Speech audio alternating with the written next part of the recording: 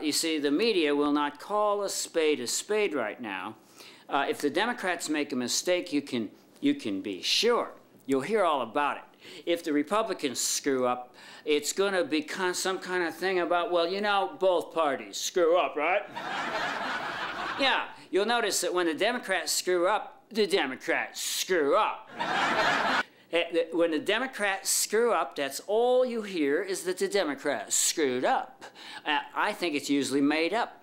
So, a lot of it is simply made up. It's a biased media. And what they will do is not tell you anything good the Democrats did. They won't be telling you about that resume we saw back there, right? The Democratic resume. For speed readers, here it is again. For speed readers, here it is again.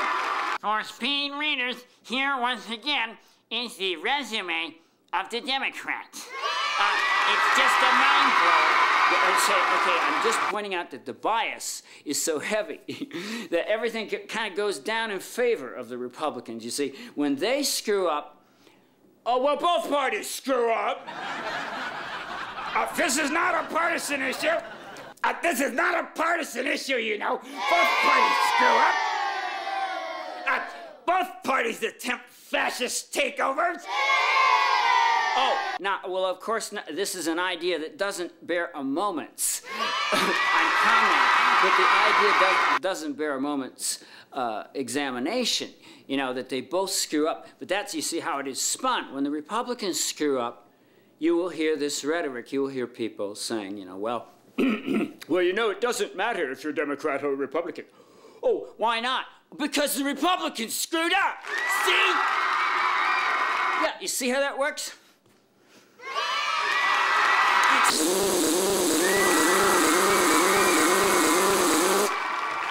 You see how that works? It's pretty simple. When the Democrats screw up, oh, those Democrats screwed up, huh?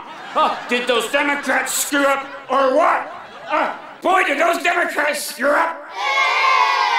Wow, did the Democrats screw up, huh? That's what you hear. And when the Republicans screw up, what you hear is this. Both parties screw up! Both parties screw up! This is not a partisan issue! Republican screw-ups are not a partisan issue! Only Democratic screw-ups are partisan issues, don't you see? Only Democratic screw-ups are partisan issues, don't you see?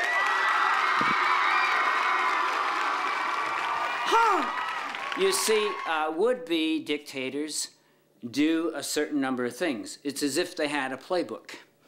Yeah, and one of the things they do is they set up a gulag,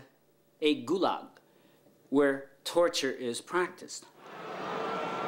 I mean, isn't that, I don't know, what would be the most shocking thing about this disaster of conservatism? Let's face it, you know, I mean, it shows you the value of conservatism. Conservatism is there to show you how not to do things, right? You tell me, what the hell is conservatism? At this point, what the hell is it? Someone, I think, put it about as clearly as possible. Someone put it about as clearly as possible. They said, well, all it is today is the hatred of liberals.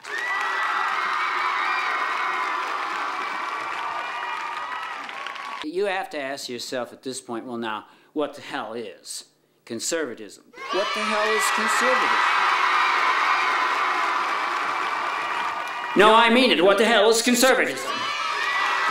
No, I really mean it. What the hell is conservatism? I'm calm now. But you see, one thing they do is they start up a gulag. Possibly the most shocking thing about this most sordid period in American history is the fact that we turn so wholeheartedly to the most horrible types of torture, you know. These people took degradation to new heights. The political right, who has so little use for science when it comes to things like global warming or pollution or much of anything, you see, or anything. They don't have much use for science, except when it comes to better ways to torture. Don't you realize that they created units where they polished and practiced and brought in scientists and used scientific methods to find the quickest way to break a human being. Do you realize how this is going to screw up America's karma?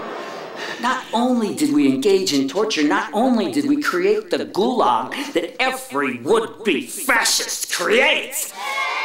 Yeah, the Republicans got into control, and the next thing you know, there was a gulag where torture occurred, you see. That's just what everyone from Stalin to Pinochet to Mussolini to Hitler to any dictator does. This again, Naomi Wolf, my reference. That's what they do. They all do the same things. And one of the big things, one of the most disgusting things that has happened, is, if you have any conscience, it has made you profoundly ashamed. If you aren't ashamed right now, you have no shame. Oh, no, no. Don't you realize that not only did the Republicans, once they got into control, create a gulag where torture was practiced, but they also brought in scientists, people to help make them better torturers.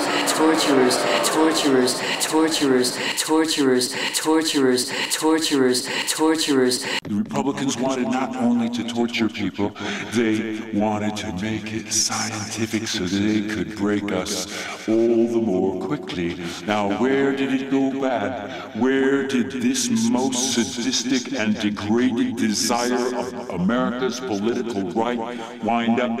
Why was the fascist takeover botched? Because they didn't have the nerve. I think it's simply because the Republicans didn't have the nerve to start torturing their fellow Americans. You see, it doesn't really work that well if they don't torture you and me.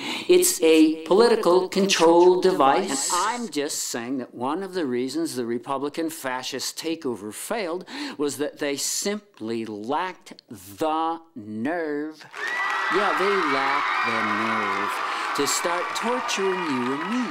You see, another thing that would-be fascists always do is to create a lawless paramilitary.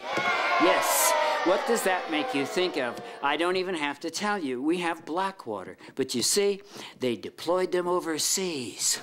They botched it, you see. They deployed them overseas where they would be useless in their botched fascist takeover.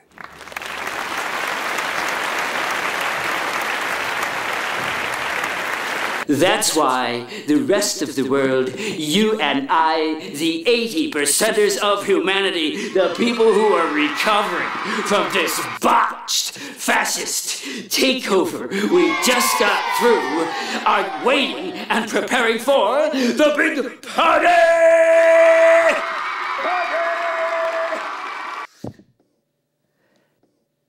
Come on, party with Perry, party with Perry.